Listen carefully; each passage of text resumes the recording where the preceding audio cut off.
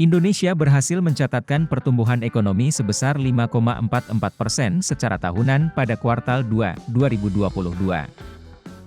Kini, pemerintah bertekad menjaga pertumbuhan ekonomi tetap tinggi pada kuartal 3, 2022. Pemerintah menargetkan pertumbuhan ekonomi secara tahunan hingga akhir tahun 2022 bisa mencapai 5,2%. Menteri Koordinator Bidang Perekonomian Airlangga Hartarto optimistis bisa mencapai target pertumbuhan ekonomi tersebut.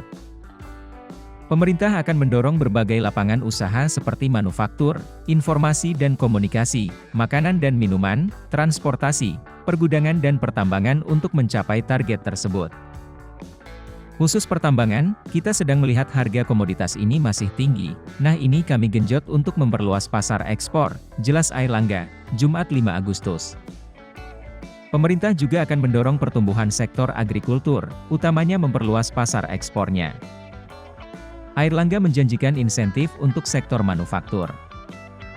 Ekonom Makroekonomi dan Pasar Keuangan, LPEM, FEB, UI, Teguh Rifki menganalisa sektor yang potensi mengerek pertumbuhan ekonomi Indonesia pada kuartal 3, 2022 adalah manufaktur.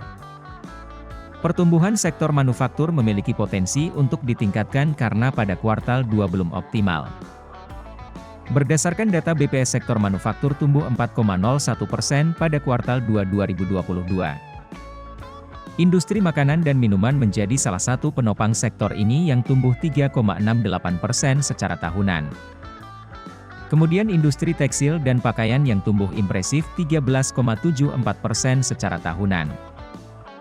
Industri manufaktur berkontribusi sebesar 0,82% pada pertumbuhan ekonomi kuartal 2 2022. Rifki melanjutkan, sektor transportasi pergudangan juga bisa menjadi sumber pertumbuhan ekonomi pada paruh kedua 2022. Sektor pariwisata juga bisa memacu perekonomian seiring mulai longgarnya pembatasan sosial dan turunnya kasus positif COVID-19.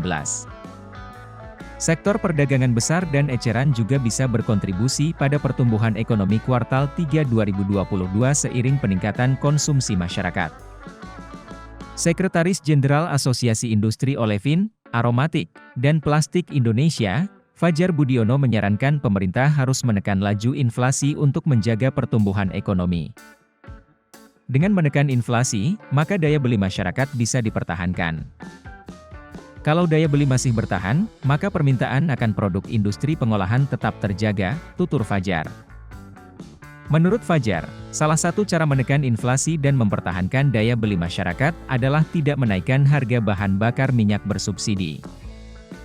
Terkait insentif pada industri manufaktur, Fajar rekomendasi insentif perpajakan seperti penundaan penerapan pajak karbon.